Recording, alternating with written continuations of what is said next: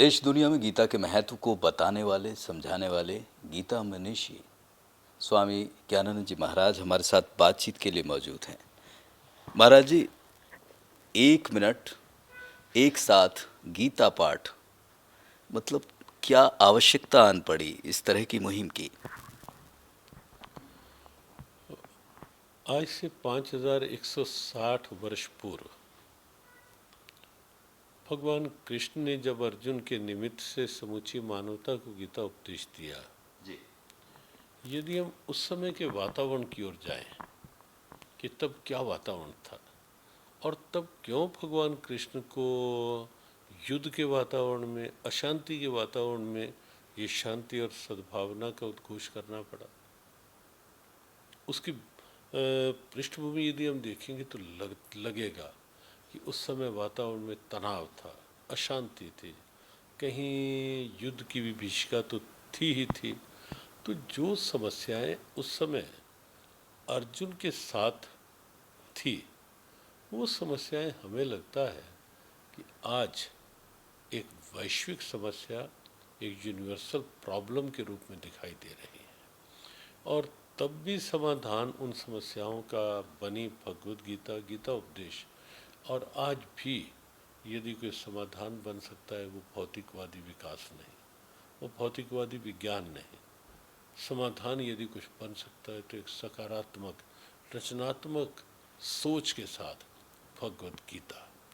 और गीता थोड़े रूप में एक प्रारंभ में सब तक पहुँचे, उसके लिए ये अभियान है। क्योंकि हम एकाएक किसी को मान लो कुछ मिठाई, कुछ हलवा भी देना है, हाँ सीधा इतना दे कि एकदम कहें कि अब तुम इतना ही खाओ, मुश्किल होगा। थोड़ा थोड़ा तो एक लगेगा, जब टेस्ट लग जाएगा, थोड़ा मुंह में डालेंगे तो लगेगा कि और प्रयोग करें। तो हमें लगता है कि ये गीता के प्रति एक आकर्षण बढ़ाने के लिए, गीता के भावों का एक टेस्ट जीवन में आ जाए, उसके लिए ये एक प्रारंभिक पहल है जो 23 दिसंबर गीता जयंती के दिन प्रातः 11 बजे 1 मिनट एक साथ गीता पाठ के रूप में की जा रही है। महाराज जी, एक और चीज़ देख रहे थे कि 3 श्लोकों का जिक्र किया गया है 1 मिनट के दौरान। इन श्लोक का महत्व और यही 3 श्लोक क्यों?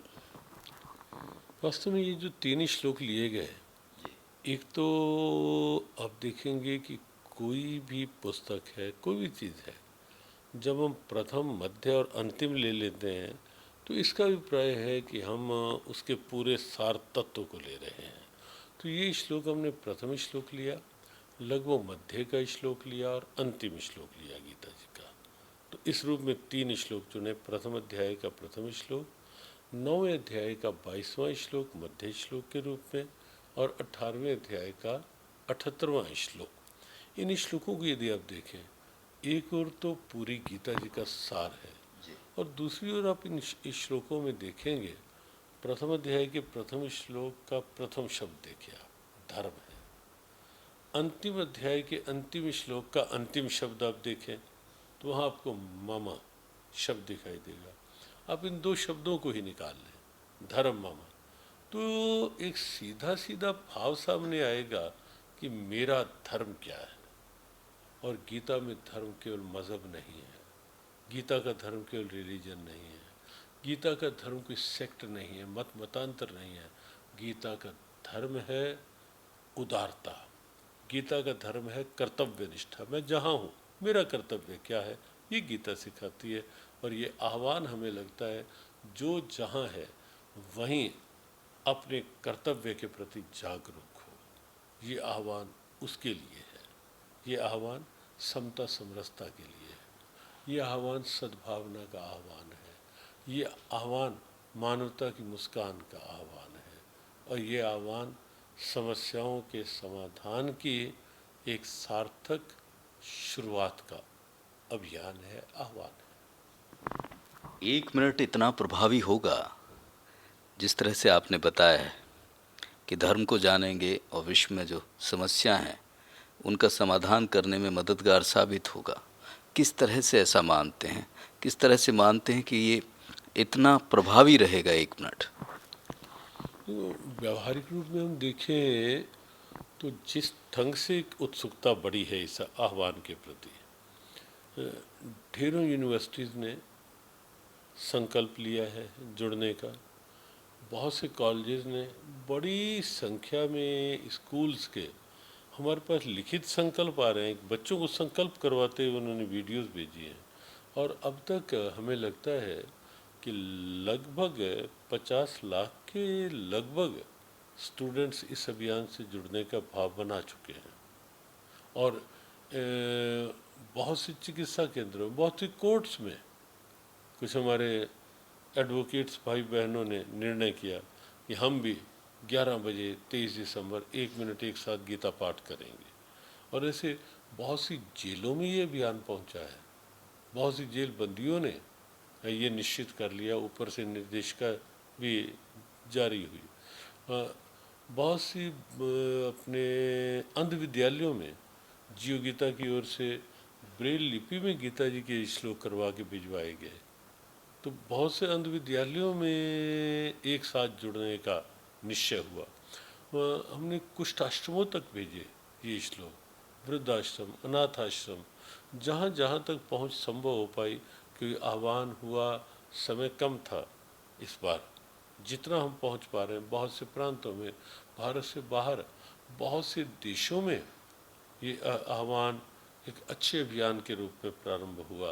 तो इस रूप में भी हम देखते हैं। और दूसरा हमें लगता है, क्योंकि इस पूरे आह्वान का जो हमारा ध्येय वाक्य है, टैग लाइन है, वो है हम एक बने, हम नेक बने।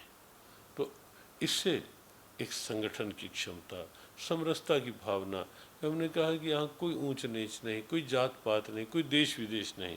गीता इन सब सीमाओं, सब बाउंड्रीज से परे का ग्रंथ है। तो इसलिए हमें लगता है कि आह्वान समता समरसता के रूप में प्रभावी हो रहा है, होगा। ये आह्वान कर्तव्य निष्ठा के रूप में प्रभावी होगा, बच्चों को सुसंस्कारों के रूप में प्रभावी होगा, युवाओं की ऊर्जा को सकारात्मक और रचनात्मक रूप देने में प्रभावी होगा ये आह्वान कहीं ना कहीं एक समूचे वातावरण में, एक बड़ी बात है, फिजिक्स का एक सिद्धांत है जी। कि शब्द कोई जब सात्विक सकारात्मक होता है और एक साथ जब वातावरण में गूंजता है, तो उसका पूरे वातावरण में एक अलग सी ऊर्जा का संचार होता है। वैचारिक प्रदूषण भंग होता है, कहीं ध्वनि प्रदूषण, कहीं वातावरण में जो वायु का में प्रदूषण, कई तरह के प्रदूषण, उनका भंजन करने में ये आह्वान सार्थक होगा।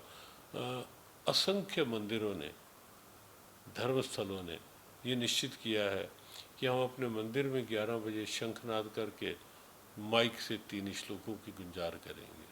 तो इस रूप में जब गुंजार होगी तो निश्चित है कहीं ना कहीं भगवद वाणी है, वो अपना प्रभाव तो दिखाएगी ही दिखाएगी। निश्चित रूप से इसका प्रभाव दिखेगा, हम भी यही आशा करते हैं। लेकिन एक बात आपने कही कि 1 मिनट एक एक ऐसी आदत जो पूरे विश्व के लिए कल्याणकारी हो सकती है। इसके बाद जियो गीता उस 1 मिनट से जो आदत, जो व्यक्ति में जो भाव डालेगी, उसको आगे किस तरह से नरिश करेगी, वो चीज़ें बनी रहे, उसके लिए क्या? निश्चित हम जो हमारा जियो गीता का मुख्य आयोजक मंडल है, कार्यकारिणी मंडल है, वो अलग अलग क्षेत्रों में हम बैठ के विचार करेंगे कि इस आह्वान को और आगे कैसे, अगले वर्ष भी इस आह्वान को लिया जाएगा। और वो हम कुछ मास पूर्व से ही एक योजनाबद्ध ढंग से हर प्रांत, जिला स्तर, खंड स्तर, गांवों तक पहुँचे ये अभियान।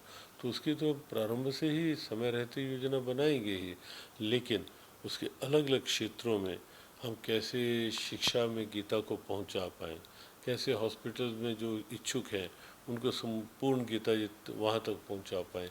तो इस ढंग के कई अभियान जो विचारपूर्वक लिए जाएंगे, तो निश्चित उसके लिए हम आगे बढ़ेंगे ही।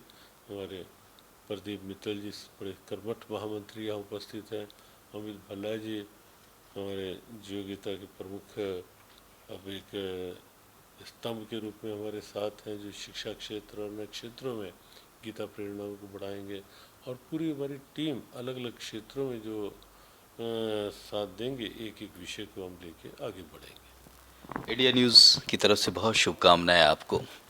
ये एक बड़ा दिन होने वाला है, 23 दिसंबर पूरे विश्व के पटल पर, और महाराज जी की यही कोशिश भी है और ये प्रयास है पूरा कि जब 23 दिसंबर को 11 बजेंगे तो 1 मिनट एक साथ पूरा विश्व गीता पाठ करेगा। बहुत धन्यवाद महाराज जी। कैमरामैन दिनेश के साथ सुंदर सोलंकी, इंडिया न्यूज़।